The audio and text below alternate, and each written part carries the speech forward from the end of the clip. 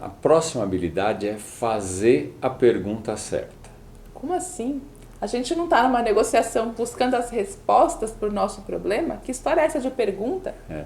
Isso é o que é um pouco contraintuitivo isso, né? Mas na verdade, quando a gente vai para uma negociação, a gente tende a querer ter todas as respostas.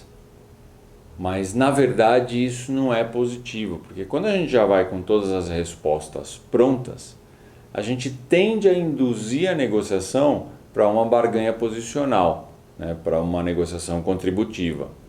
E isso é ruim, por quê? Você já está com as respostas, você vai lá, se coloca e você coloca o outro lado até um pouco contra a parede, porque você já vai pressionando ele.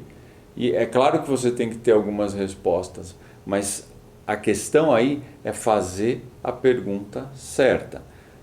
Peter Drucker sempre falava o seguinte: a maior dificuldade não está em fazer a resposta correta, em dar a resposta correta, mas sim em fazer a pergunta certa.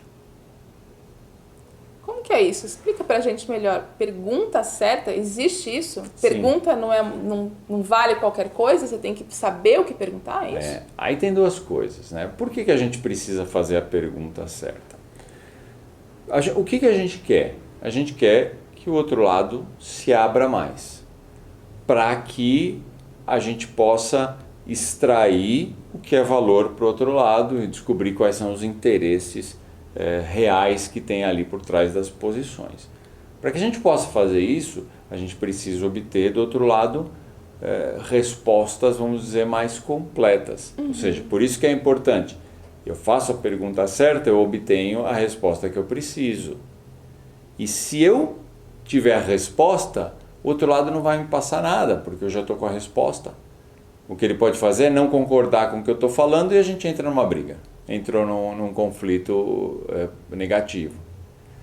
E quando você vai com a pergunta, não. O outro lado vai se abrir para responder. Agora, a forma da pergunta é importante. E é aí que está dentro da tua pergunta. Por quê? Existem dois tipos de perguntas: perguntas abertas e fechadas. Se eu for com uma pergunta fechada, e o que eu quero dizer com isso? São perguntas que exigem uma resposta sim ou não. Eu não vou ter muita coisa de retorno. Então, se eu chegar para o meu interlocutor e falar assim,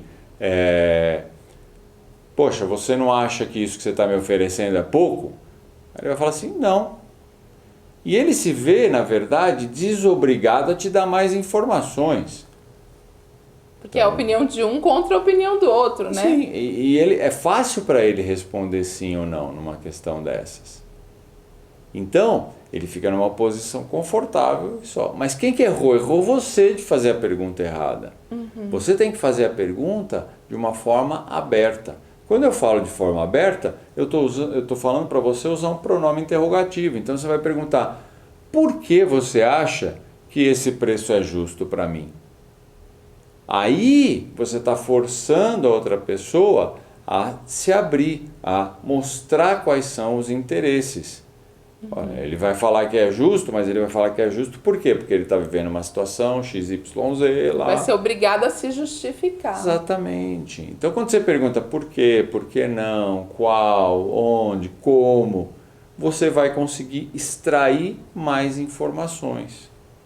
E quanto mais informações você extrai, melhor. Tanto que bom negociador não é aquele que fala sem parar e não deixa o outro lado falar. É aquele que escuta mais. E quando ele fala, ele faz uma pergunta certa para tentar tirar mais informação do outro lado. Ora, se você está focado em buscar opções de ganhos mútuos, você precisa saber o que é valor, você precisa saber o que é ganho para o outro lado. E não dá para fazer isso sem você ouvir o outro lado. Sem você forçar, através das perguntas, forçar no bom sentido, que o outro lado te dê a informação que você precisa.